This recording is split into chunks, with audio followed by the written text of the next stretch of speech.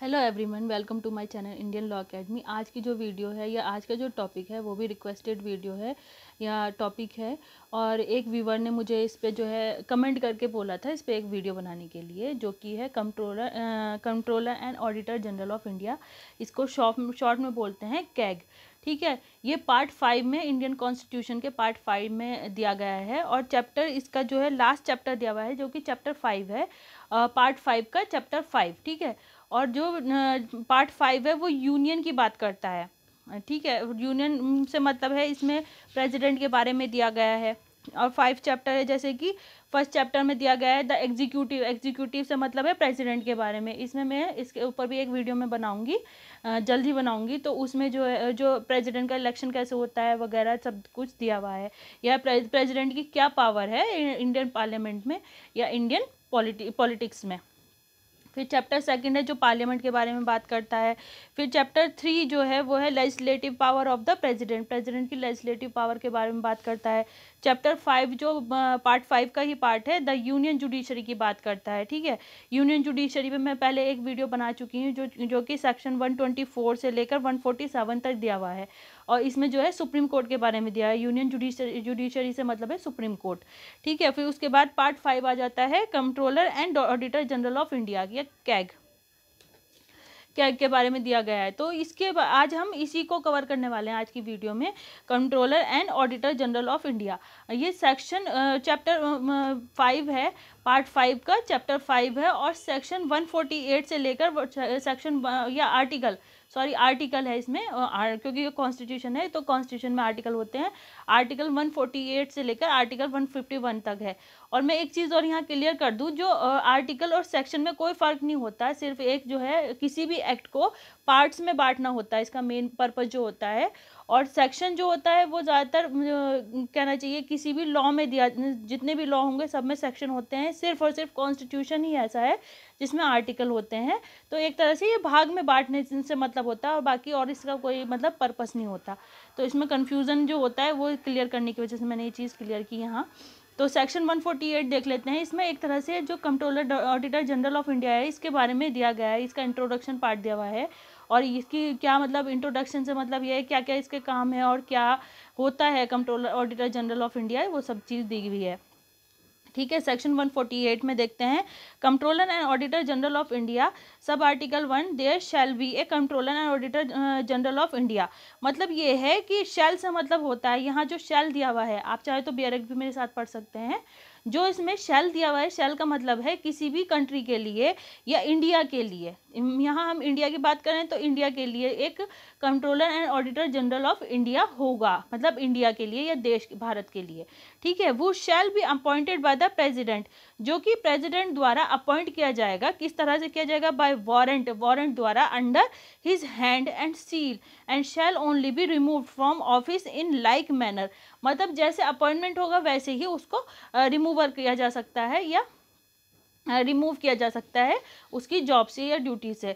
तो ये प्रेसिडेंट के द्वारा अपॉइंट किया जाएगा। वारंट मतलब, वारंट से मतलब ये नहीं कि जो अरेस्टेड वारंट होते हैं उस तरह से नहीं, एक तरह का एक लेटर होता है, या कहना चाहिए जैसे हम हमेशा हम लोग देखते भी हैं यूजुअल लाइफ में कि जो अपॉइंटमेंट होता है तो अपॉइंटमेंट लेटर दिया जाता है, सेम वही अपॉइंटमेंट लेटर टाइप होता है जिसको वारंट कहा जाता है, जो कि अंडर हिज हैंड मतलब प्रेसिडेंट के द्वारा लिखा गया होगा, या प्रेसिडेंट ही उसको मतलब लिखेंगे। और लिखने से मतलब ये नहीं कि हैंड राइटिंग ही होगा, वो मतलब टाइपिंग भी हो सकती है। और उसमें सील होगी, मतलब प्रेसिडेंट की उसमें सील होगी और साइन होंगे, तो तब वो प्रेसिडेंट द्वारा लिखा गया माना जाएगा। And shall only be remove from office in like manner, और जैसे ही अपॉइंटमेंट होगा सेम ऐसे ही रिमूवल होगा। And on the like grounds as a जज ऑफ द सुप्रीम कोर्ट, जैसे कि सुप्रीम कोर्ट के जज को किया जाता है सेम वैसे ही। ठीक है, सेक्शन 148 का आर्टिकल 148 का सब आर्टिकल 1 देख लिया हमने। अब हम सेकंड देखते हैं। Every person appointed to be the controller and auditor general of India. इसमें अपॉइंटमेंट होने के लिए क्या क्या क्वालिफिकेशन चाहिए वो दी गई है कि कोई भी पर्सन जो है अपॉइंट किया जा सकता है shall before he enters upon his office. जब वो ऑफिस अपॉइंट किया जाएगा तो उसमें क्या क्या क्वालिफिकेशन होनी चाहिए? Make and subscribe before the president. वो क्या करेंगे? प्रेसिडेंट के सामने पेश होंगे या ओथ लेंगे एक तरह से। और some person appointed in that behalf by him, या उनके द्वारा कोई पर्सन अपॉइंट भी किया जा सकता है। ज़रूरी नहीं कि जो controller auditor general of India को अपॉइंट किया गया है वही अपने ऑफिस में रहे, वो अपने बिहाफ पे किसी और को भी मतलब अपॉइंट कर सकते हैं। Some person appointed in that behalf, या उनके बिहाफ पे कोई और पर्सन भी मतलब प्रेसिडेंट अपॉइंट कर सकता है। ये भी पावर प्रेसिडेंट के पास ही है, वो खुद नहीं कर सकते। मतलब कंट्रोलर ऑडिटर जनरल जो होंगे वो खुद किसी और को अपने बिहाफ पे अपॉइंट नहीं करेंगे, वो भी प्रेसिडेंट ही करेंगे, ठीक है। ऑन एन ओथ और अफर्मेशन, और जो ओथ और अफर्मेशन ली जाएगी according to the form set out for the purpose in the third schedule, जो कि थर्ड शेड्यूल के द्वारा जो कॉन्स्टिट्यूशन में हमारे थर्ड शेड्यूल दिया गया है उसके अकॉर्डिंग ओथ ली जाएगी।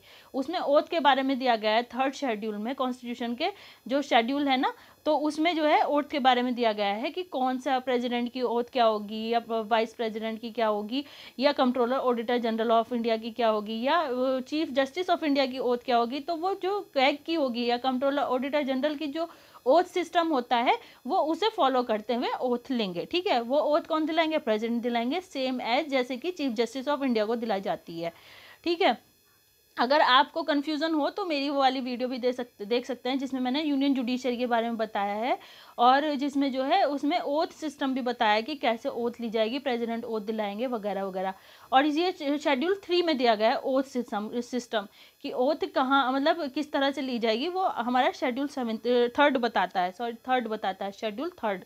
फिर इसके बाद नेक्स्ट देख लेते हैं आर्टिकल 148 का सब आर्टिकल 3 देखते हैं, जिसमें जो है सैलरी वगैरह की बात की जा रही है, या इसके जो अलाउंस वगैरह होते हैं वो क्या क्या होते हैं, controller auditor general of India को दिए जाते हैं, वो सब दिए गए हैं। The salary and other conditions of service of the controller and auditor general shall be such as may be determined by Parliament by law, जो पार्लियामेंट लॉ द्वारा बनाएगी वो उसको सैलरी दी जाएगी, ठीक है।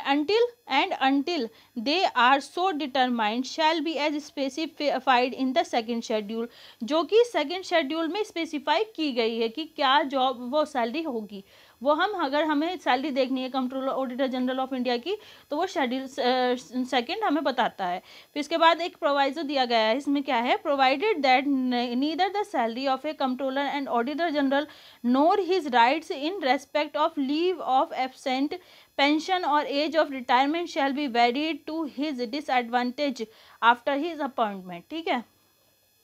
इसमें जो ये दिया गया है, provided that neither the salary of a CAG या controller auditor general of India nor his rights in respect of leave of absence, मतलब जब उनकी वो लीव करेंगे या छोड़ेंगे तो उनकी एब्सेंस में मतलब वो जो होगी सैलरी वगैरह क्या होगी, वो पेंशन क्या होगी, मतलब एज क्या होनी चाहिए रिटायरमेंट की, shall be varied to his disadvantage after his appointment, तो वो उसके जो है अपनी अपॉइंटमेंट के बाद ही उनको ये सब चीज़ें पता चलेंगी। फिर इसके बाद देखते हैं आर्टिकल 148 का सब आर्टिकल 4 क्या कह रहा है, the controller and auditor general shall be eligible for further office either under the government of India, जो गवर्नमेंट ऑफ इंडिया के जो और दूसरे ऑफिसेज हैं उनके लिए एलिजिबल होंगे, और under the government of any state, और किसी और स्टेट गवर्नमेंट के अंडर में भी वो काम कर सकते हैं after he has cease to hold his office, जब वो अपने ऑफिस छोड़ चुके हों। सीज करने से मतलब है रिटायरमेंट के बाद की बात हो रही है, रिटायरमेंट के बाद भी वो या तो सेंट्रल गवर्नमेंट में ही या पार्लियामेंट में ही कोई और ऑफिस ज्वाइन भी कर सकते हैं, या स्टेट गवर्नमेंट के अंडर में भी काम कर सकते हैं कोई और ऑफिस में, ठीक है। फिर इसके बाद रिटायरमेंट के बाद भी हो सकता है, या वो अपनी पोस्ट से रिज़ाइन दे तो तब भी कर सकते हैं, ठीक है। ऐसा नहीं है कि रिज़ाइन करने के बाद नहीं कर सकते, वो ऐसी अपॉर्चुनिटी है। फिर इसके बाद आर्टिकल 148 सब आर्टिकल 5 देखते हैं, subject to the provisions of this constitution and of any law made by Parliament, मतलब या तो इस प्रोविज़न के हिसाब से या फिर कोई और लॉ जो पार्लियामेंट बनाए उसके according, the condition of service of pension serving in the Indian audit and accounts department, जो ये मतलब जो Indian audit and accounts department जो बनाए गए रूल रेगुलेशन वो या कोई भी कंडीशन अप्लाई करती है तो वो, and the administrative powers of the controller and auditor general, और जो एडमिनिस्ट्रेटिव पावर होगी controller auditor general of India की या जनरल की, shall be such as may be prescribed by rules, वो ऐसी होगी जो कि रूल्स प्रिस्क्राइब किए गए हैं, वो मेड बाय द प्रेसिडेंट, जो कि प्रेसिडेंट के द्वारा द्वारा बनाए गए हों after consultation with the controller and auditor general, जो कि प्रेसिडेंट किससे कंसल्टेशन करेंगे, कैग से, या controller auditor general of India से क्या करेंगे, उसके बारे में डिस्कशन करेंगे। फिर इसके बाद हम नेक्स्ट देखते हैं the administrative expenses of the office of the controller and auditor general including all salaries allowances and pensions payable to or in respect of person serving in that office.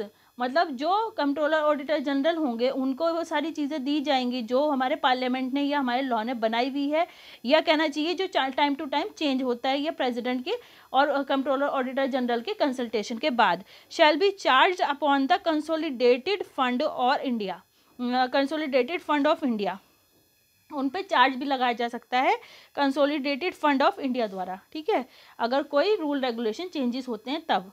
फिर इसके बाद नेक्स्ट हम अगला जो article देखते हैं controller auditor general की, इसमें ड्यूटीज़ दी गई हैं, पावर्स दी गई हैं, तो उसे हम डिटेल में देख लेते हैं। आर्टिकल 149 क्या कहता है इस बारे में, the controller and auditor general shall perform such duties and exercise such powers in relation to the accounts, जो अकाउंट से रिलेटेड जो पावर्स होंगी और जो ड्यूटीज़ होंगी उनको परफॉर्म करेंगे ऑफ द यूनियन की, एंड द स्टेट्स और स्टेट्स की, ऑफ एनी अदर और किसी और स्टेट्स की जहाँ पे उनको अपॉइंट किया गया है, ठीक है।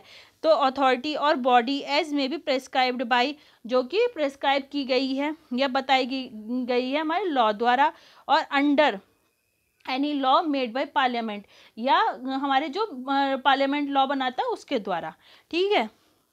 until provision in that behalf is so made, जब तक कि और दूसरा रूल रेगुलेशन ना आए या कोई और सी कंडीशन एप्लीकेबल ना हो तब तक के लिए शैल परफॉर्म सच ड्यूटीज़, अपनी ड्यूटीज़ को परफॉर्म करेंगे, and exercise such powers in relation to the accounts of the union, और यूनियन के अकाउंट्स के बारे में भी अपनी जो पावर्स हैं उनको फॉलो करेंगे, एंड ऑफ द स्टेट्स, और स्टेट्स की किसी और स्टेट की, या अपने मतलब स्टेट से मतलब यहाँ इंडिया की बात हो रही है, ठीक है।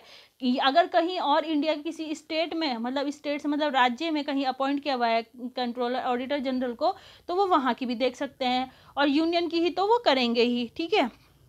एज वर कन्फर्ड ऑन और exercisable by the auditor general of India, जो कि एक्सरसाइज की जाएगी ऑडिटर जनरल ऑफ इंडिया द्वारा, ठीक है। कंट्रोलर ऑडिटर जनरल जो होंगे वो यूनियन के लिए होंगे, ऑडिटर जनरल ऑफ इंडिया जो है वो भी यूनियन के लिए होते हैं। Immediately before the commencement of this constitution, जब जो कि हमारे जो कमेंसमेंट है कॉन्स्टिट्यूशन का स्टार्टिंग से जो चला आ रहा है वो in relation to the accounts के बारे में, of the dominion of India, जो कि इंडिया के डोमिनियंस के लिए भी है, and of the provinces respectively, और प्रोविंसेस के लिए भी है, ठीक है। फिर इसके बाद हम देखते हैं आर्टिकल 150 के बारे में। आर्टिकल 150 क्या बोलता है, form of accounts of the union and the states, क्या फॉर्म ऑफ अकाउंट्स होंगे यूनियन और स्टेट के, वो देखते हैं। The accounts of the union and of the state shall be kept in such form as the president may on the advice of the controller and auditor general of India prescribe, मतलब जो वो होंगे accounts होंगे union के या and of the states के, शैल be kept in such form, वो इस तरह से रखे जाएंगे या इस तरह से उनको देखा जाएगा एज द प्रेसिडेंट में, जैसा कि प्रेसिडेंट कर रहे हैं, प्रेसिडेंट के बिहाफ पे कर रहे हैं वो एक तरह से काम इस तरह से, तो वो ऐसा होगा जैसे प्रेसिडेंट खुद कर रहे हैं, on the advice of the controller and auditor general of India के एडवाइस पर, जो कि प्रेस्क्राइब किया जाएगा। अब यहाँ पे जो है इसमें एक अमेंडमेंट दिया गया है, ऑन द एडवाइस ऑफ की जगह पहले जो था अमेंडमेंट में क्या था, आफ्टर कंसल्टेशन विद, तो आफ्टर कंसल्टेशन और ऑन द एडवाइस, इन दोनों में डिफरेंस क्या है ये हम देखेंगे।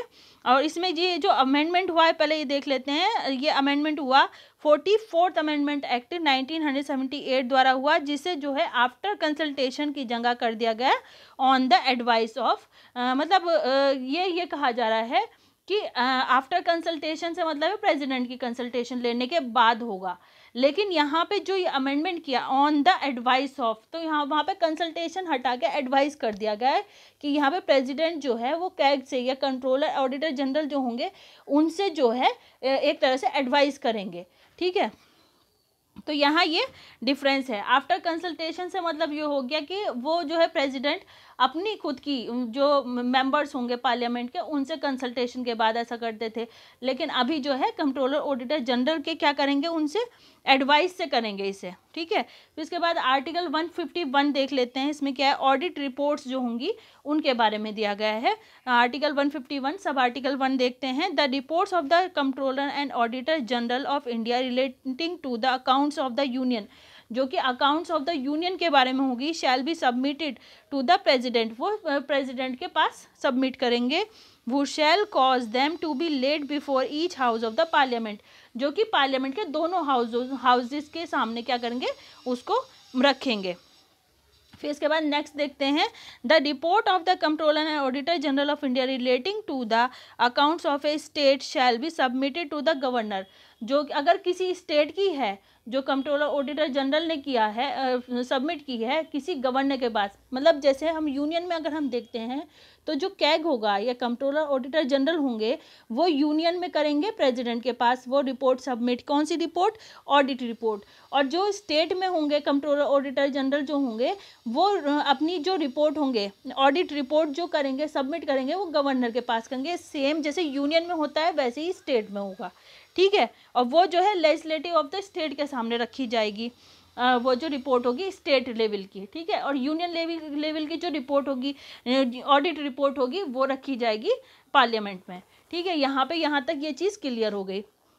अगर आप इसको अच्छे से समझना चाहते हैं कंट्रोलर ऑडिटर जनरल के बारे में तो मेरे साथ बेयरक लेकर बैठें और उसे समझें और साथ के साथ अपने शॉर्ट नोट्स भी बनाते चलें, क्योंकि बहुत मतलब ये कहना चाहिए ये इम्पॉर्टेंट है। ये मतलब ये वाला जो टॉपिक है कंट्रोलर ऑडिटर जनरल का जो टॉपिक है ये काफ़ी इम्पॉर्टेंट है और ये काफ़ी एग्ज़ाम्स वगैरह में आता भी है, चाहे वो शॉर्ट में आए। जो हमारे यूनिवर्सिटी एग्ज़ाम होते हैं लॉ स्टूडेंट्स के, तो उसमें ये शॉर्ट में आ जाता है कि कंट्रोलर ऑडिटर जनरल कौन होते हैं। लेकिन अगर आपको अच्छे नंबर लाने हैं तो आप क्या करें, इसमें एक इंट्रोडक्शन पार्ट दे दें और आर्टिकल 148 में दिया हुआ है इसके बारे में ये भी बता दें, ठीक है। फिर इनकी ड्यूटीज़ के बारे में बता दें कि ड्यूटीज़ 149 आर्टिकल 149 में दी गई है कंट्रोलर ऑडिटर जनरल की। और फिर उसके बाद जो है नेक्स्ट मतलब हेडिंग वाइज दें और आर्टिकल 148 से लेकर 151 तक दिया हुआ है। फिर स्टेप बाय स्टेप सारे ये 4 आर्टिकल हैं, चारों आर्टिकल को जो है इसमें बता दें। ज़्यादा बड़ा नहीं है और ये ज़्यादा बड़ा आता भी नहीं है, इस पर ज़्यादा टॉपिक भी नहीं आता, ज़्यादा केस लॉ भी नहीं है। तो ये एक तरह से जो है यूनिवर्सिटी के जो एग्ज़ाम्स होते हैं उनके पर्पज़ से भी है और जो कंपटीशन वगैरह होते हैं तो उसमें भी मतलब स्टूडेंट से ये चीज़ एक्सपेक्ट की जाती है कि स्टूडेंट को इसके बारे में पता होना चाहिए, क्योंकि ये यूनियन गवर्नमेंट का कहना चाहिए जो फंड्स वगैरह होते हैं, क्रेडिट्स वगैरह होते हैं, उनको देखते हैं। अभी इसका एक मैं हाल ही में एक एग्जांपल दे दूं कि जैसे 3 फार्म्स लॉज को लेके जो सुप्रीम कोर्ट में केस आया था, तो उसमें जो है कंट्रोलर ऑडिटर जनरल की तरफ से रिपोर्ट फाइल की गई थी कि इसमें जो है पार्लियामेंट में जो ये बिल लाए गए हैं तो इसके जो है ऑडिट रिपोर्ट्स वहाँ पे भी भेजी गई थी सुप्रीम कोर्ट में। तो यहाँ पे जो है यूनियन गवर्नमेंट कहना चाहिए, यूनियन में और स्टेट गवर्नमेंट में, दोनों में, या सेंट्रल गवर्नमेंट कह लो या स्टेट गवर्नमेंट में तो कह लो, दोनों में कंट्रोलर ऑडिटर जनरल का बहुत बड़ा मतलब पार्ट होता है या बहुत बड़ा रोल होता है। गवर्नमेंट की जो ऑडिट रिपोर्ट्स होती हैं उनको हैंडल करते हैं और जो सेंट्रल में होंगे वो जो करेंगे मतलब ऑडिट रिपोर्ट्स को जो हैंडल करेंगे, जो ऑडिट या रिपोर्ट्स होती है, जो अकाउंट्स वगैरह होते हैं वो सब चीज़ें देखते हैं इसमें। तो उनको जो है सेंट्रल गवर्नमेंट के अंडर में जो करते हैं वो प्रेसिडेंट की कंसल्टेशन से करेंगे। और स्टेट गवर्नमेंट पे जब करेंगे कंट्रोलर ऑडिटर जनरल जो होंगे ना, अलग अलग होते हैं ये हर स्टेट में, तो वो जो होंगे ना वो गवर्नमेंट को अपनी रिपोर्ट देंगे। ये हमें आर्टिकल 151 बताता है ऑडिट रिपोर्ट्स के बारे में। और इनकी ड्यूटीज़ वगैरह के बारे में पता चल गया हमें। और इनकी जो सैलरी वगैरह होती है वो हमें शेड्यूल ओथ के बारे में तो हमारा इसके शेड्यूल 3 बताता है कि कंट्रोलर ऑडिटर जनरल को प्रेसिडेंट ओथ दिलाएंगे। वो सेम ऐसे ही होगा जैसे चीफ जस्टिस ऑफ इंडिया के लिए होता है, प्रेसिडेंट ओथ दिलाते हैं, सेम ऐसे ही कंट्रोलर ऑडिटर जनरल को ओथ दिलाई जाएगी प्रेसिडेंट के द्वारा। और वो दिलाई जाएगी शेड्यूल 3 के अकॉर्डिंग। शेड्यूल 3 में जाके आप देख सकते हैं ऑडिटर जनरल ऑफ इंडिया की ओथ सबकी सेम होती है, बस ये थोड़ा बहुत डिफरेंस होता है। अगर आपको देखना है, डिटेल में देखना है तो आप उसमें देख सकते हैं शेड्यूल 3 में जाके। और शेड्यूल 2 में जो है इनकी सैलरीज, अलाउंस वगैरह के बारे में दिया गया है, ठीक है। तो यहाँ पे आज का जो टॉपिक है यहाँ पे इसे कंप्लीट करते हैं।